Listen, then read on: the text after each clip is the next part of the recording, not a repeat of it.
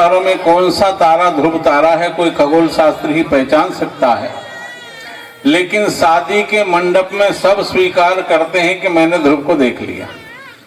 ईमानदारी की बात तो यह है कि देखा एक ने भी नहीं, मगर फिर भी सब कहते हैं हमने देख लिया। ऐसे समय के ऊपर ध्रुव का नाम ही प्रभावशाली है। जैसे ध्रुव अटल हैं, अडिग हैं, सिद्धांत के पक्के हैं, ऐसे अटल अडिग सिद्धांत का पालन करते हुए हम अपने इस दाम्पत्य जीवन का निर्वहन करें, इस भाव से ध्रुव जी को विवाह में मंडप में आज भी याद किया जाता है। तो इस तरह ध्रुव जी का के वंश में आगे जाकर के महाराज बेन हुए। ये बड़ा दुराचारी था। महात्माओं ने इसके शरीर का मंथन किया, उससे एक स्त्री पुरुष का जोड़ा उत्पन्न हुआ, महाराज पृथु के रूप में और अर्ची देवी के रूप में। पृथु ने यहाँ भूमि का समतलीकरण किया। नगर गांव और बस्तियां जो है वो बसवाई उपजाऊ नहीं थी, इसे उपजाऊ बना। पृथु के दोहन करने से ही इस धरा का एक नाम पृथ्वी पड़ा और बाद में फिर वह पूर्ण ब्रह्म में विलीन हो गए। दूसरे बेटे थे महाराज के प्रियव्रत, ये जन्म का योगी था, गृहस्थी जीवन में आना नहीं चाहता था। कहते हैं प्रियव्रत ने एक बार सूर्य नारायण जब अस्ताचल में जाते हैं तो आधे हिस्से में अंधेरा हो जाता है, तो कहा सूर्य सब जगह प्रकाश नहीं दे सकते, आधे लोग अंधेरे में रहे, आधे लोग प्रकाश में रहे। तो एक तेजस्वी रथ लेकर के अपने प्रभाव से रात्रि का लोप कर 7 चक्कर सूर्य के पीछे लगाए, 7 दिन तक रात्रि ही नहीं हुई। लोग घबरा गए। ब्रह्मा जी ने कहा क्या कर रहे हो बेटा? ये बोले मैं सूर्य की मदद कर रहा हूं। बोले सूर्य को तुम्हारी मदद की जरूरत नहीं है, अगर तुमने ऐसी व्यवस्था चलाई तो ये सारी सृष्टि मर जाएगी, सब नष्ट हो जाएंगे, ये मेरी बनाई व्यवस्था है। 7 बार जो चक्कर लगाए ना, उससे यहाँ 7 द्वीपों की रचना होगी। 7 जो इनके जहां से इनके रथ का पहिया निकला, कहते हैं वहां 7 समुद्र हो गए, सप्तद्वीप की रचना हुई। फिर इन्हें गृहस्थी जीवन की महिमा बताई कि गृहस्थी जीवन खराब नहीं है, ये तो काम क्रोध मद लोभ आदि जो शत्रु हैं हमारे, इन्हें जीतने के लिए किला है। तब इन्होंने गृहस्थी जीवन में प्रवेश किया। इनके यहाँ पर आनिगिर का जन्म हुआ, उनके यहाँ पर महाराज नाभि का जन्म हुआ। नाभि ने अपनी पत्नी मरुदेवी के साथ यज्ञनारायण की आराधना की, तो उनके यहाँ पर स्वयं भगवान ऋषभ देव रूप लेकर के अवतर थी, जिन्होंने जैन धर्म का प्रचार किया। बोले ऋषभ देव भगवान की। इनके बड़े बेटे थे भरत। भरत को सत्ता सौंप करके अजनाब खंड में विचरण करने के लिए निकल गए। महाराज भरत जी ने यहाँ सत्ता संभाली। 3 भरत हमारे यहाँ ऐसे हुए हैं जिनके नाम से हमारे देश का नाम भारतवर्ष या भरतखंड के नाम से विख्यात हुआ। एक तो ऋषभदेव के बेटे भरत, जिनका प्रसंग चल रहा आगे, जिन्हें जड़ भरत कहा जाएगा। दूसरे भगवान श्री राम के छोटे भाई दशरथ कैकेयी के बेटे भरत, और तीसरे शकुंतला और दुष्यंत चंद्रवंशी राजा, उनके बेटे भरत। ये 3 भरत जो है ऐसे प्रभावशाली हुए हैं कि इनके नाम से ये भरतखंड के नाम से, भारतवर्ष के नाम से विख्यात हो गए। अब भरत जी महाराज ने कुछ समय सत्ता संभालने के बाद एक दिन युवावस्था में बैराग आया, जवानी में बैराग, अरे क्या ये सब राज इसी में लगा रहूंगा मैं, सबको छोड़ो और अब भगवान से रिश्ता जोड़ेंगे। कभी कभी क्या होता है, युवावस्था में भावना में आकर के भी आदमी को बैराग आ जाता है। जैसे जब व्यक्ति कथा में बैठता है ना, तो उसकी बुद्धि अलग होती है, बड़ी वैराग्य वाली बुद्धि होती है। और जब रोग आता है तब भी उसको बड़ा वैराग्य आता है। और जब मुर्दे के साथ वह शमशान में बैठा होता है तब भी बड़ी वैराग्य की बातें होती हैं। मुर्दे को लेकर शमशान में जब लोग जाते हैं ना, थोड़ी देर तो वहां सन्नाटा रहता, कोई किसी से बोलता नहीं। फिर एक आध कोई बोलता है। कुछ नहीं रखा भैया दुनिया में, बेचारा बड़ा परेशान रहा। और जब सुख के दिन आए तो छोड़ के चला गया।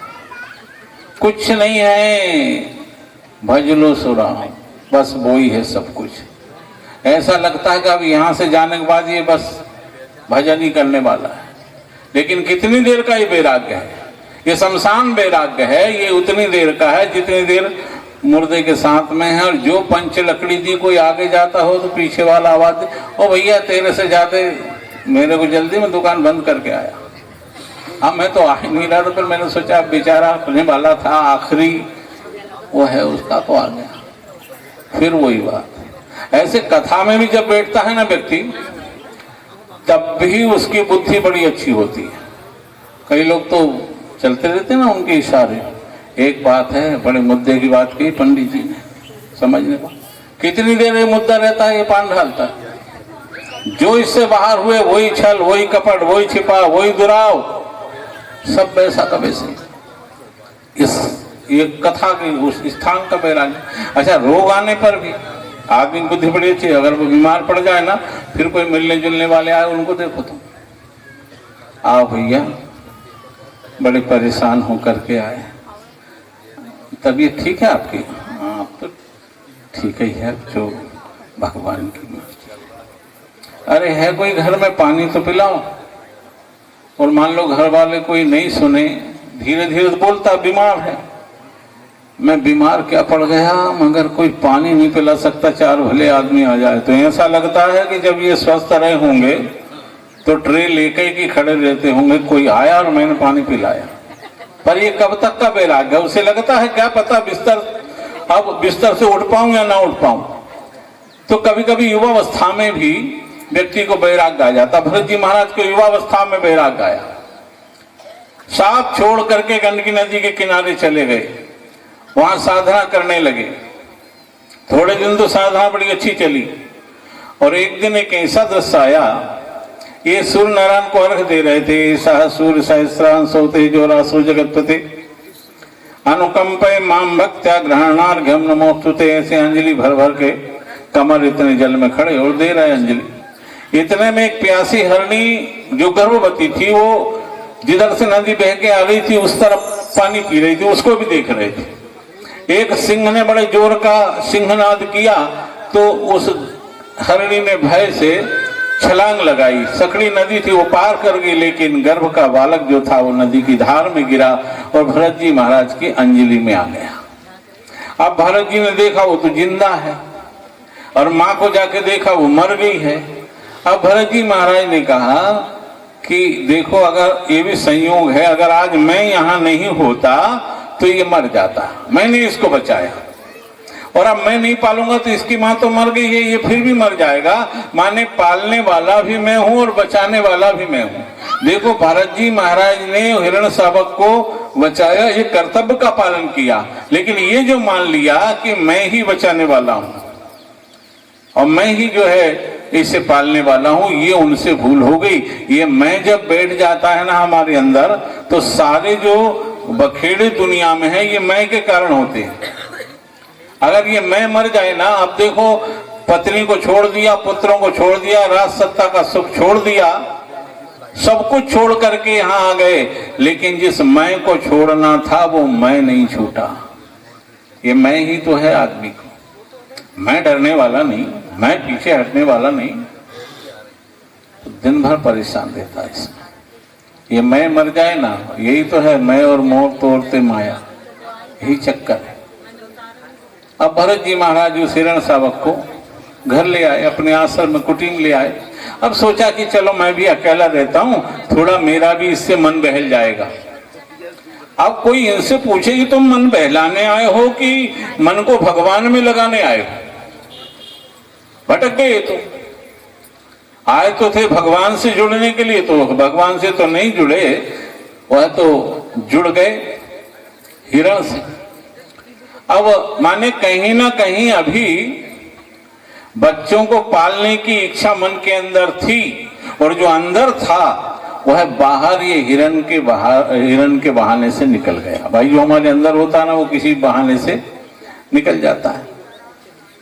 अब उसकी बड़ी चिंता, देखते रहे उसे। कभी कभी इनके पास आके वह खुजलाने लगे अपने शरीर को, तो डांट दे उसे, दूर जाके बैठ जाए, सोचे इसके माँ मर गई है और कोई दूसरा है नहीं, मैं भी इससे सब बोलूंगा तो इसका कौन है। उसे प्यार करने लगे, कभी कभी उसे देखने लगे, इसकी आंख कितनी अच्छी लगती है, रंग कितना अच्छा लगता है। एक दिन हिरण भाग गया। अब भाग गया तो लौटा नहीं, और इनसे भजन हुआ नहीं। ढूंढते रहे, रात में भी विचार कर रहे कि कोई बहेलिया ने जाल में तो नहीं फंसा लिया, कहीं ऐसा तो नहीं हो कि वह किसी जानवर के हाथ लग गया, जानवर ने खा लिया हो। या रास्ता भूल गया हो, भटक गया हो, तो अगर हवा में सूखे पत्ते सरसरा तो देखने आ जाएं कि लगता है आ गया, देखे तो। अब हिरण तो आया नहीं, लेकिन इनके भीतर से वह हिरण निकला नहीं, और जिस काल का टलना कठिन है वह काल समीप आ गया। देखो, काल जब आएगा ना तो ये नहीं पूछेगा तुमसे कि तुम्हारा कितना काम पूरा है, कितना अधूरा है।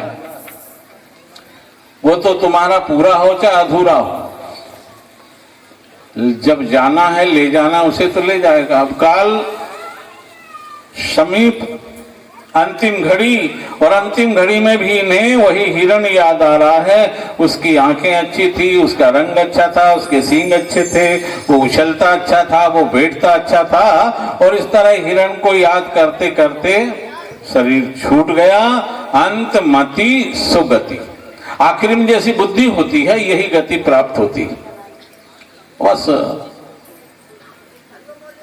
हिरण की योनि में भगवान ने कहा हमने तो तुमको बढ़िया मनुष्य योनि दी थी, लेकिन तुमको हिरण प्यारा था, उसका रंग अच्छा, उसका कूदना अच्छा, तो भगवान ने सोचा एक काम करो, थोड़े दिन हिरण बना देते, तुमको कुछ समझ में आ जाएगा कि वो अच्छा है कि ये अच्छा है। लेकिन पूर्व जन्म का जो भजन था उसका प्रभाव था कि हिरण की योनि में भी इन्हें ये याद रहा कि मैं राजा भरत था, मैं हिरण की संगति से हिरण की योनि में आया हूं। याद थी पूर्व जन्म की स्मृति। यह हिरण अलग रहता था सब झुंड से, तीर्थों में स्नान करता था, पर्व की तिथियों में व्रत करता था। देखो, हमारे भारत के पशु पक्षी भी तीर्थ करने वाले हुए हैं, पशु पक्षी भी यहाँ के जो है वह भी व्रत करने वाले हुए हैं। इसलिए हमारे यहाँ अहिंसा परमो धर्मा, किसी भी जीव को सताइए मत। क्या पता कोई महापुरुष किसी भूल के कारण से पशु पक्षी की योनि में आया हो। भाई, जब अहिल्या जैसी सती पत्थर बन सकती है, नल को मणिगिर कुबेर के बेटे वृक्ष योनि में आ सकते हैं, राजा नहुस अजगर बन के आ सकता है, राजा नग जैसा महापुरुष गाय दान करने वाला वह गिरगिट बन के आ सकता है, भरत जैसा ज्ञानी मृग बन के आ सकता है, तो हो सकता है किसी भूल के कारण से पशु पक्षी इत्यादि की योनि में कोई महापुरुष घूम रहा हो। इसलिए हमारे यहाँ है अहिंसा परमो धर्म, किसी भी जीव को सताइए मत। अब ये हिरण अलग, धीरे धीरे हिरण की योनि भी छूट गई। तीसरा जन्म इनका हुआ अंग्रिस गोत्र में ब्राह्मण के घर। तीनों जन्म की बात याद, पहले राजा थे, फिर हिरण बने, अब फिर ब्राह्मण। तब विचार किया कि देखो पहले जो गलती हो गई वो अब मैं नहीं करूंगा, अब मैं किसी से बात ही नहीं करूंगा। पहले क्या है, मैंने और सब इंद्रियों को तो अपने वश में रखा, लेकिन इस वाणी को मैंने नहीं रखा। मैं हिरण से ही बात करता था, अकेले ही बोलता रहता था। देखो, भगवान ने एक एक काम के लिए दो दो इंद्रियां दी हैं। आंख का काम क्या है, देखना, दो दी है। कान का काम क्या है, केवल एक काम, सुनना, दो दिए हैं। लेकिन जीव को दो काम दिए, स्वाद लेना और बोलना, तो इस हिसाब से चार बननी थी, पर चार की जगह इसे एक बनाए। काम दिए हैं डबल और बनाई है एक। सबसे ज्यादा नियंत्रण इस जीव के ऊपर होना चाहिए। अगर बहुत बोलना गुण है तो मौन रहना या विचार करके कम बोलना उससे भी बड़ा गुण है, उससे बड़ा गुण। अब ये मौन रहते, पिता ने सोचा इसको समझ में नहीं आता, खूब कोशिश की कि इसके कम से कम ब्राह्मण का बेटा गायत्री मंत्र तो सीख जाए, पर ये 3 जन्म से गायत्री पढ़े, इन्हें गायत्री क्या जरूरत। विचार किया एक गायत्री पढ़ेंगे, कल दूसरा मंत्र पढ़ाएंगे, फिर तीसरा पढ़ाएंगे, फिर पिताजी कहेंगे वहां पूजन कराया हो, यहाँ पर अभिषेक कराया हो, फिर इसी चक्कर में। अब इस चक्कर में पढ़ना नहीं। पिता के बाद भाइयों ने नहीं संभाला, भाई भाई होते हैं। भौजाइयों ने कहा कि तुम लोग दिन दिन भर काम करते हो, ये घर में पड़ा रहता है, या निकम्मा दूसरों घर काम करता है। ये बिगाड़ में लोग ले जाते थे इनको और दिन दिन भर काम कराते थे, दूसरों के घर काम करके शाम को भोजन करने घर आ जाते थे। तो लोग यही मानते थे ये मूर्ख है, इसे समझ में नहीं आता। पर बात ये नहीं थी, 3 जन्म का ज्ञानी था वो। तो इसलिए दूसरों के यहाँ काम करते थे कि सेवा भाव से करते थे, और सेवा सबसे उच्च भाव है। सबसे उत्कृष्ट भाव क्या है? सेवा भाव।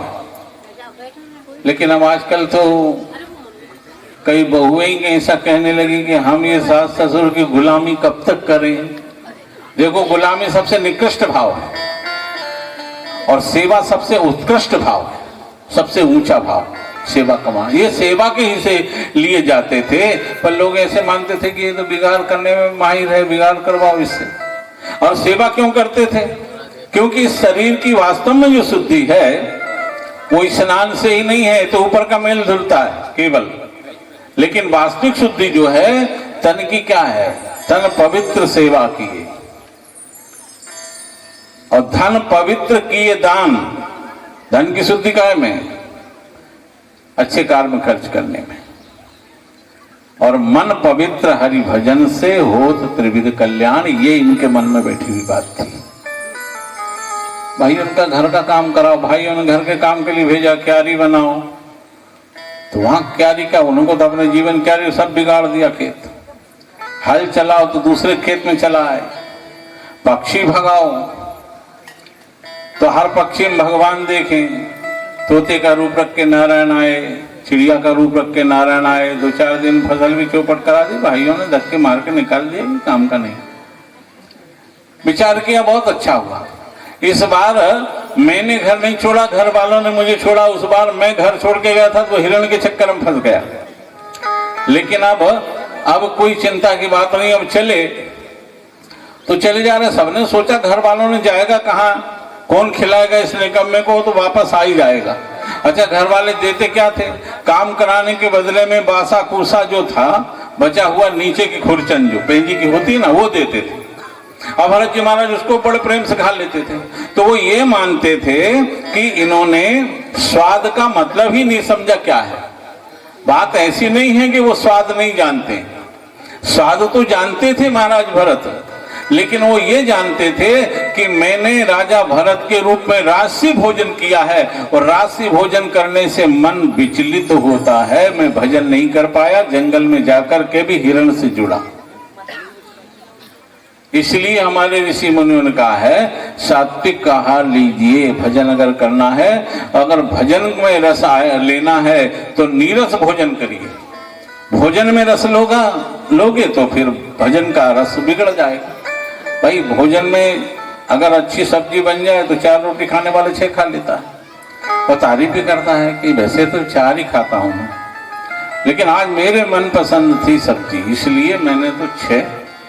अब आप विचार करो, खुराक है आपकी 4 की और खा के आ गए 6, इसके बाद कथा सुन पाओगे क्या? आलस आएगा, बार बार जवाई आएगी। भजन का रस तभी मिल सकता है जब भोजन नीरस हो। हालांकि हम लोग तो इतने होशियार हो गए कि व्रत इत्यादि में भी इस तरह का फलहार बनाते हैं कि भोजन से ज्यादा फलहार हो जाता है। उससे अन्न खाने का दोष भले ही नहीं लगता हो, लेकिन व्रत का फल मिलता हो ये तो विचारने की बात है। तो इस तरह भरत जी महाराज को धक्के मार के निकाल दिया। एक सूद राजा ने देवी के बलि के लिए पकड़ ले गया, बलि पशु भाग गया तो सेवकों ने इन्हें पकड़ लिया। अब बलि पशु को पहले भरपेट भोजन कराया जाता है, तो बढ़िया थाल 56 प्रकार के व्यंजन का इनके सामने आया। अब देखो घर वाले कौन सा देते थे? बासा कूसा, नीचे की खुरचन। और यहाँ जब घर वालों ने देना बंद कर दिया 56 प्रकार के व्यंजन, माने खिलाने वाला कोई और है, हम तो निमित्त हैं केवल। बढ़िया भोजन किया। राजा ने कहा बड़ा मूर्ख है, इसे बलि देना है, इसको मरना है और ये बड़े अच्छे से भोजन कर रहा है। मरने की तो दहशत ऐसी होती है कि 8-8 दिन पहले लोगों का अन्न पानी छूट जाता है। कहते ना 8 दिन से तो दादाजी ने कुछ भी नहीं खाया और अब तो पानी भी डालो तो इधर से डाले तो उधर से निकल जा रहा है। क्यों होती है ऐसी स्थिति? क्योंकि मरने की तैयारी नहीं है। और जिसकी मरने की तैयारी होती हो उसे काय का डर? भाई स्कूल जाने से वही बालक डरता है जिसने होमवर्क नहीं किया। ऑडिट से वही अधिकारी डरता है जिसका हिसाब किताब ठीक नहीं हो, और जिसके सारे हिसाब सही हो वो तो कहेगा कल का मूल्यांकन होने वाला आज ही हो जाए, इस झंझट से दूर हो। तो भरत जी महाराज तो 3 जन्म से मरने की ही तैयारी कर रहे थे, और तैयारी के साथ साथ व्यक्ति को मरने की तैयारी भी करते रहना चाहिए। मरने की तैयारी का मतलब ये मत समझना कि एक आध ट्राली लकड़ी रख दो, 2-4 बांस रख दो, एक आध कपड़ा रख दो। ये सारा इंतजाम तो बाद वाले इतने जल्दी करेंगे कि 4 बजे तुम चले गए तो वो शाम नहीं होने देंगे, सारा इंतजाम कर कहते मुर्दा रात में नहीं रहना चाहिए, ले जाएंगे आप। अरे मिलने वाले आएंगे तो वहीं मिल लेंगे, चलो तुम तो ले करके। मरने की तैयारी का संबंध है भगवान का भजन, वो करके रखिए। कब चले जाएं इस जीवन को छोड़ करके, क्योंकि इसका कोई ठिकाना तो है नहीं, कब तक चलेगा।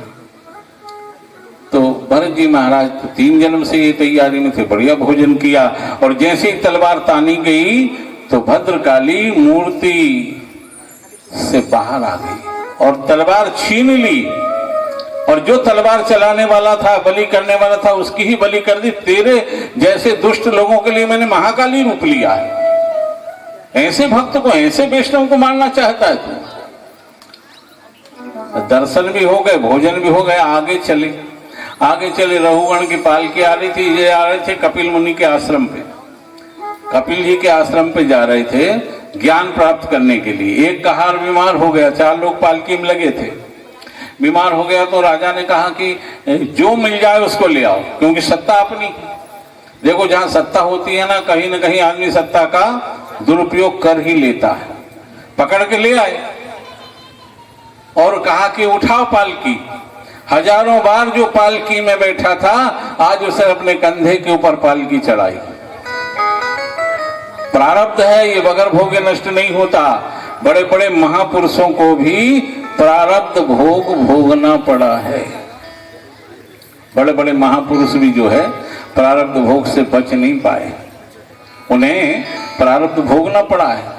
दशरथ जी को श्रवण के माता पिता ने श्राप दे दिया था, जैसे हम पुत्र के वियोग में मर रहे हैं, ऐसे तू भी पुत्र वियोग में मरेगा, और तेरे मुंह में पानी डालने वाला कोई बेटा नहीं होगा। हर व्यक्ति ये चाहता है कि जब मेरी मृत्यु हो तो मेरा बेटा मेरे पास में हो, मेरे मुंह में गंगा जल डाले, तुलसी दल डाले। लेकिन विचार करो, ब्रह्म का पिता है, और ब्रह्म के पिता को भी अपना भोग भोगना पड़ा है। उस समय तो दशरथ जी को समझ में नहीं आया जब श्राप दिया, क्योंकि बेटे ही नहीं थे, और जब बेटे नहीं है तो बेटे का शोक कैसा होगा। लेकिन जिस समय राम और लक्ष्मण वन में थे और भरत शत्रुघ्न जो है ननिहाल में थे, और दशरथ जी के प्राण कंठ में थे, तब उन्हें याद आया, कहा कौशल्या आज हिसाब चुकता हो रहा है। काहे का हिसाब? तब उन्होंने पूरी कथा सुनाई। तो ब्रह्म के पिता को भी ये स्थिति उसकी भी बनी। तो आपकी हमारी बात क्या है? प्रारब्ध तो सबको भोगना पड़ता है ना। हजारों बार भरत जी पालकी में चले थे, तो आज पालकी लेकर के चले, लेकिन सावधानी से, कोई जीव मेरे पैर से कुचल ना जाए। बच के चलते हैं, कभी खड़े हो जाते हैं, कभी कूद जाते हैं। एक जगह राजा का सिर टकरा गया। राजा ने कहा कैसी पालकी चला रहे? कहा महाराज ये जो नया आदमी है ना, ये पालकी का संतुलन बिगाड़ रहा है। राजा ने देखा, अब हट्टा कट्टा शरीर, मेले कुचेले कपड़े। जो महापुरुष लोग होते हैं ना, वो हमेशा सादगी में रहते हैं, छिपा करके अपने आप को रखते हैं। उनमें सजावट, बनावट, मिलावट, दिखावट ये कुछ नहीं होती। तो राजा पहचान नहीं पाया। ये तो वो अंगारा था जिसके ऊपर राख चढ़ी थी, लेकिन अंदर जल रहा था। कभी कभी धोखा खा जाता ना आदमी, ऊपर राख चढ़ी हो और राख समझ करके अंगारे को पकड़ ले, फिर कर मैं तो सोच रहा था इसमें राख है, इसमें तो अंगारे भरे हैं।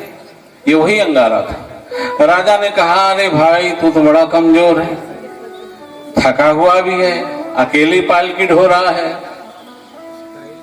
भरत जी नहीं बोले कि ये थकना, चलना, दुबला होना, मोटा होना ये शरीर का धर्म है, आत्मा का नहीं। मैं शरीर होता तो राजा की बात का उल्हाना मानता।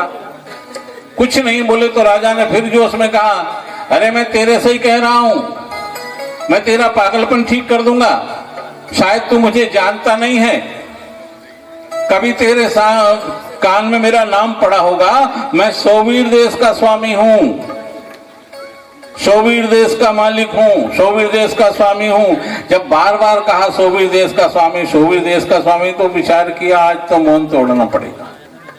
अगर मैंने मौन नहीं तोड़ा तो ये नरकगामी हो जाएगा और लोग कहेंगे भरत जैसे ज्ञानी ने जिसे कंधे के ऊपर उठाया वह राजा नरक चला गया, सत्संग की महिमा मिट जाएगी। तो अपना मौन तोड़ दिया और कहा राजन, राजा प्रजा की सेवा के लिए होता है, इसलिए राजा प्रजा का सेवक माना गया है।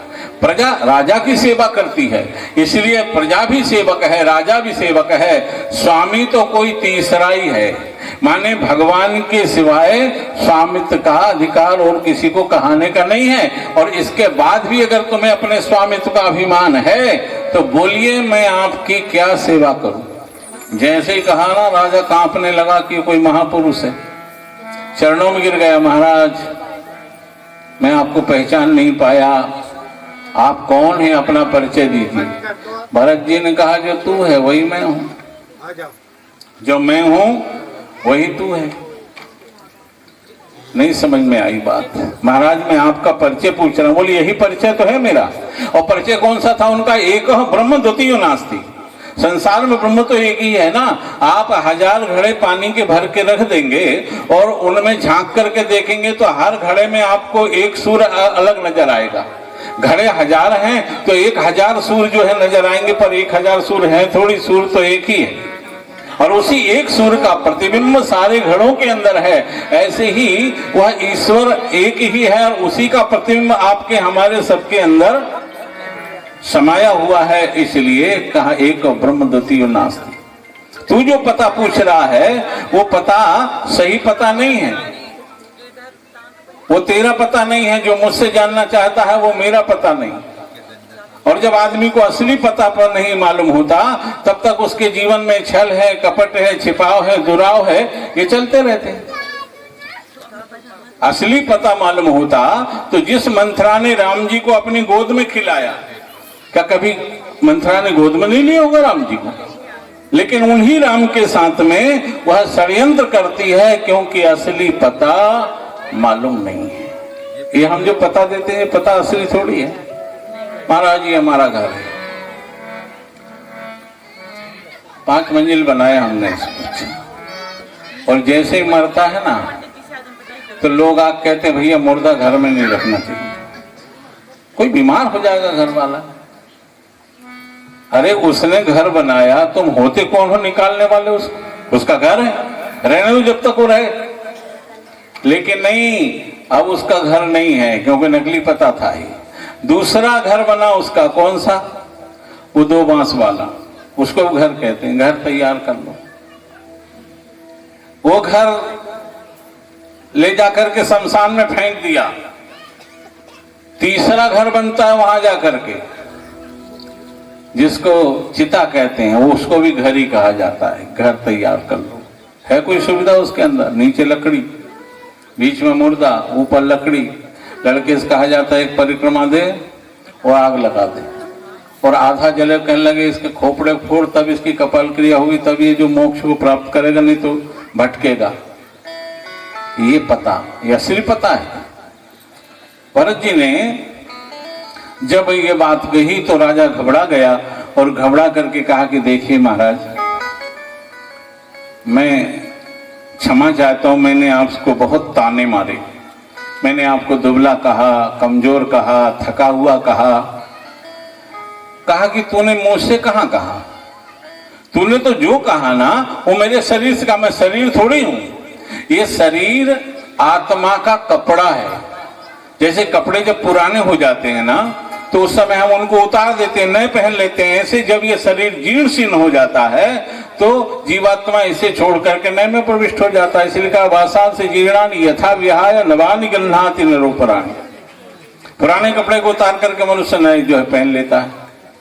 और तू शरीर को ही आत्मा मान रहा है, ये तेरे लिए ठीक नहीं है। जा तो रहा था ज्ञान प्राप्त करने के लिए कपिल जी के आश्रम पर, लेकिन यही उसे ज्ञान प्राप्त हो गया।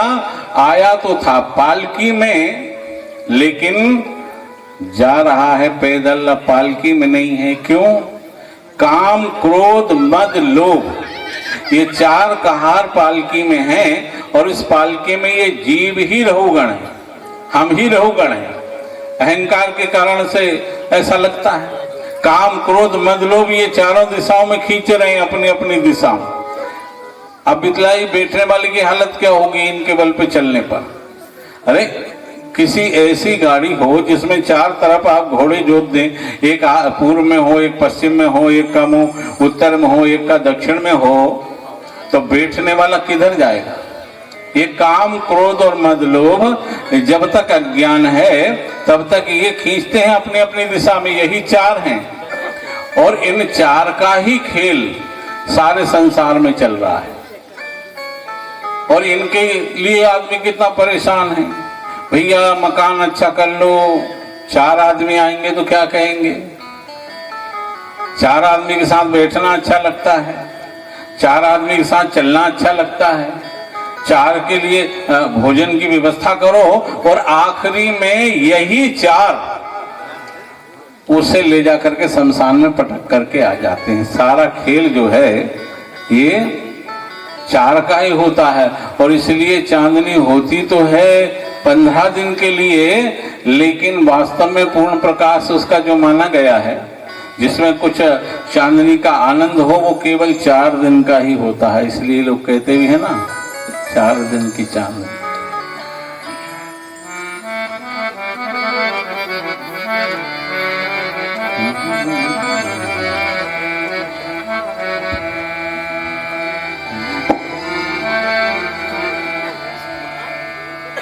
पूरे 4 दिन की चांदनी है, तेरे अंधेरी रात है। और ये अंधेरा चांदनी सब, ये अंधेरा चांदनी सब 4 दिन की बात है। 4 दिन की चांदनी है, तेरे अंधेरी रात है। 4 दिन की चांदनी है, तेरे अंधेरी रात है।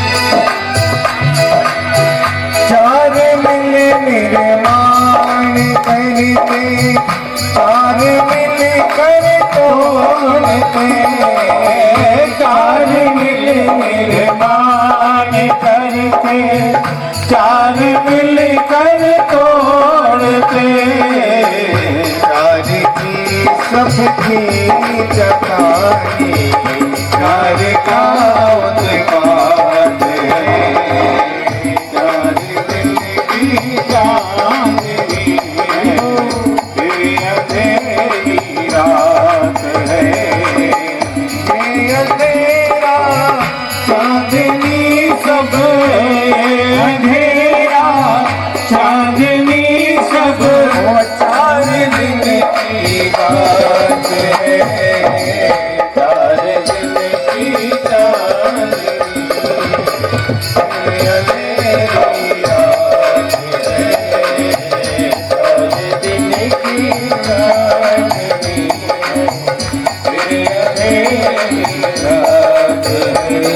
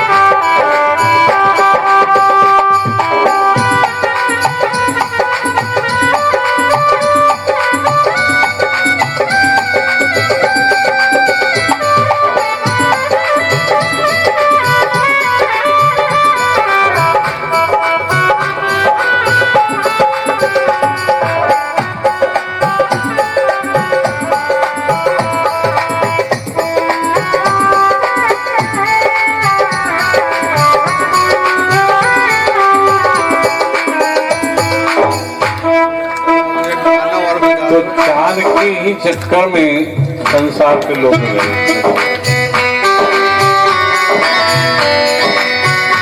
ओ चार युग बीते अभी है, चार युग फिर आ रहे। चार युग बीते अभी है, चार युग फिर आ रहे। ब्रजमोहन आचार्य सुखदेव, ब्रजमोहन आचार्य सुखदेव, चार के संग मान